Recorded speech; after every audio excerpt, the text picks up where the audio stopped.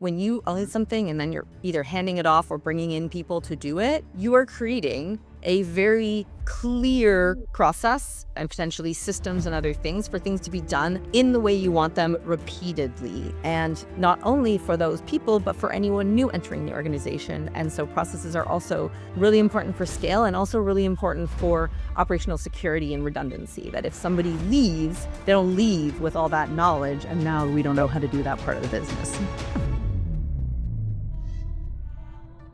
Today, on a special Speakeasy podcast edition, we're going back to the vault to tackle a challenge every ambitious founder eventually faces: the silent killer of growth, burnout. We've pulled the two most impactful discussions on scaling without losing your sanity. You'll hear from Joy Houston on the pivotal moment she realized success wasn't enough if it cost her health. And also Alex Snider on the critical difference between true delegation and just abdication. Whether you're feeling the weight of the grind or you're preparing to scale your team, this is your blueprint for building a business that thrives while you do the same.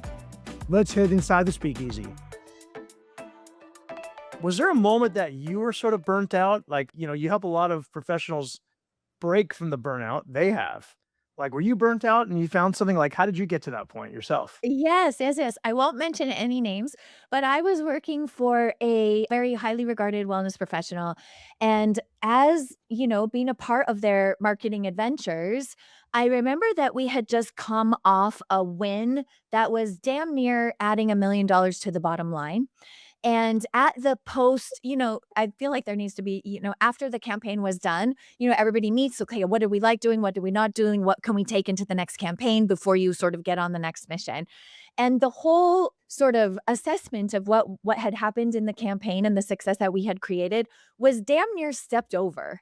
And like, what are we doing next kind of vibes, you know? Right. And I immediately had this sense of like, oh my gosh, like it almost felt a little bit like, when is it ever enough? You know what I mean? Can we take at least 5 minutes and like celebrate the win and take the extractions and learn so that we ever, so that we're always improving our systems and the team is really enjoying the process. And there was something in that moment about it felt honestly like a little bit of a lack of gratitude, a little bit of caring that the team enjoyed the process of making a win at that level for the brand.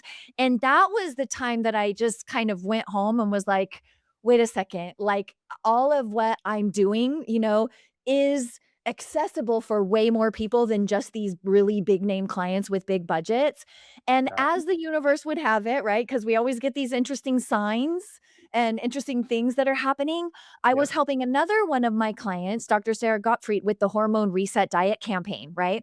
And I had been interviewing all these people who Sarah had gotten amazing results for. And one of the women was talking about her hormone disruption. And she said to me, Joy, I feel like I need to wear one of those white jackets that tie in the back because the emotions that I'm having don't feel like my own. Like I logically know that thing that happened, let's say between her and her husband, was like a 1. I should have reacted on a scale of 1 out of 10, but I reacted like a 15. And I Mm. know that's not me. And as she's telling me the story, I'm thinking to myself, oh my God, that is how I feel some days. And other things she was sharing, like her eyebrows slowly disappearing on the outside, all of these things that she was saying, I was like, that's me. And Mm. so I talked to Sarah and she was like, you need to get a functional medicine doctor locally. So I did. And by the way, it was not Sarah who I had this problem with. Sarah's amazing to work with. So I found a local doctor and she helped me with my hormones. She turned it around really quickly. And at my follow-up appointment, I could tell she just looked bad. She was like, bags under her eyes. She looked like she was going to cry. And that's Wow. when I asked her, like, hey, girl, like, I feel like you saved my life, my marriage, my sanity. Like, do you mind if I ask you, is everything cool? And, like many of us women will do, if we're holding it all together and someone says, what's going on, then you start crying, right? Totally. So like Totally. the waterworks started happening. And I said, she shared with me, like, man, I'm so good at what I do.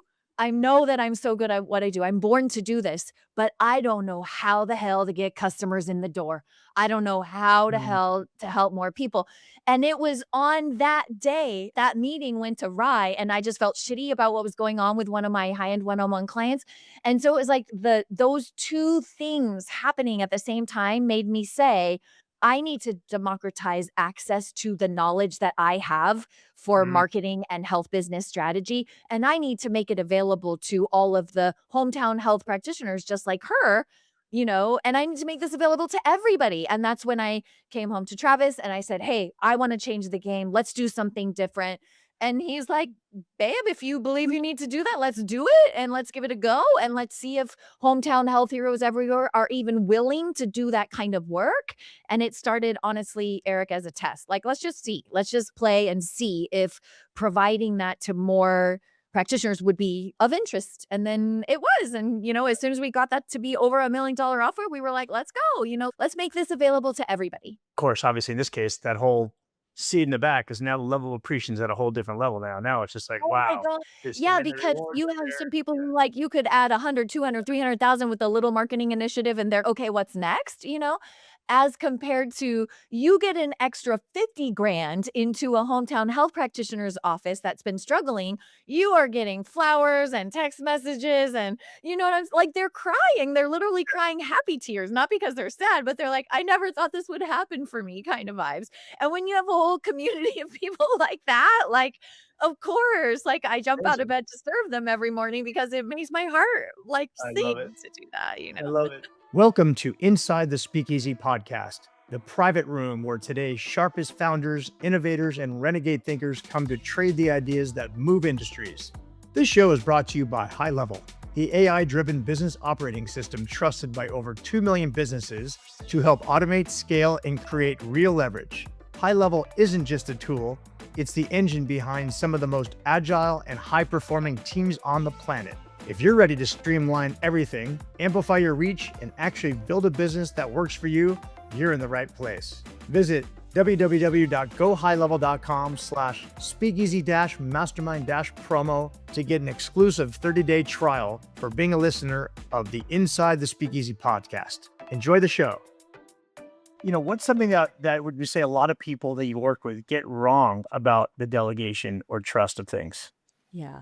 I think there's a spectrum that people tend to live in the extremes. Mhm. And the first one being just holding on to everything and micromanaging or not delegating. And the other extreme is abdication. And Mm. abdication is not delegation. Just giving someone a task and or a responsibility or whatever, and then setting them free isn't delegation. That's abdication. That's, Right. this is now your job. Bye. Right. Every job I ever got, I came in and fire fought and had to figure it out. And like, fair enough. Yeah. Fine. But it's suboptimal. I'm sure I would have performed better in the first 3 to 6 months if someone had actually been able to Right. train I mean, me. you manage when there's the A players that figure it out, but I mean that was luck that Yeah. they had you on the team. Yeah. Yeah. So understanding what delegation is, understanding like the way to match, Mhm. people's capabilities and delegation, and then how you delegate. It's just basically like tapering off, right? Mhm. But Mhm. if you either don't instinctually know how to break something down or don't go and find like a brief or Mhm. structure that you can use to create this like repeatable, this is how we delegate and things like that. And we spoke about earlier SOPs. That's a great way, right? When you own Mhm. something and then you're either handing it off or bringing in people to do it, you have them take copious notes while you walk them through how you do it and you dump your brain into them and then they structure it. And then it becomes a document that not only they follow to do it the way you want it. And if you bring experts, you may want them to do it the way it should be done. And you don't really care how the sausage is made. That's fine. Right. But in this case, you are creating a very clear process and potentially systems and other things for things to be done in the way you want them repeatedly. And not only for those people, but for anyone new entering the organization. And so processes are also really important for scale and also really important for operational security and redundancy. That if somebody leaves, they don't leave with all that knowledge. And now we don't know how to do that part of the business. So tell us about Thrive Week on a personal side and why you love it, and yeah, you share. Yeah, totally. Okay, so first of all, credit where credit is due. This comes from Nick Peterson, who wrote a book called Bumpers. You can get it on Amazon if you want to find it. It's a tiny little book, but I'll give you the nutshell about it. I found out about this process. I mentioned Laurel Portier, who is amazing in the Facebook ad space, especially if you want to learn how to run your own ads when you're getting started. So I was working with her, and she had this last week of the month where she just didn't show up. There were no calls, no nothing. And I was like, oh, this is really interesting. And she set it up as, well, this is your time to go do what I taught you to do. Basically, like, okay, I can only teach you so much. If you don't implement, then you're not going to get the results anyway. So it was queued up in a way that I was like, oh, that's really genius. And I was scared shitless, but I was determined to try it with our community. Like, are they going to have a heart attack? Is everybody going to quit? Are they all going to leave? Yeah. You know what I mean? And so we implemented it slowly. So we started like, there's so many weeks in a month. We started by taking off the last Friday, then Thursday, then Wednesday. And before you know it, the whole last week of the month, we do not deliver. So we deliver fulfillment in our mastermind and any of our group programs. We deliver week 1, 2, and 3. And then the last week, sometimes there's 5 weeks in a month. So sometimes it's 2 weeks off at the end of the month. We do not deliver. They go, they implement, and they love it. Okay. Not only do they feel like they get stuff done and get caught up, so they never waste their investment in us. Mm. Because it's a fire hose of good information around here because we're keeping people like, okay, this ad's firing on all cylinders. This process is, oh, we just did this with our EAs. We're constantly giving them all the nuggets that we find in our business, in our private client businesses. So it can be like a fire hose. So that time off, they reported back to me. That gap gives me the time to feel like I'm not wasting my investment in being in this community because I always have a little bit of time to catch up and implement. And if I didn't have that, I would feel bowled over by everything that you give me. And I would feel like I was wasting too much of it. Mm. So those last week or week, 2 weeks of the month, that's when Travis and I take our vacations. That's when we sometimes, like, if we need to film a new product or if I need to write another book or whatever, like, we take that time. We see it in the whole calendar year. We know exactly when it's coming. And that's how we stay really passionate about what we do. We don't want I love it. to burn So ourselves out so bad that we don't love working for our people. you just heard from Joy Houston and Alex Snider. If you want to dive deeper into their full stories, we've linked both original episodes in the show notes. And that's a wrap from the Speakeasy podcast. If something sparked for you, don't keep it to yourself. Share it, review it, and pass it to the one person who needs to hear this right now. Want in on the real mastermind? Tap the link in the show notes to apply. Until next time, keep scaling, stay sharp, and don't be the smartest one in the room.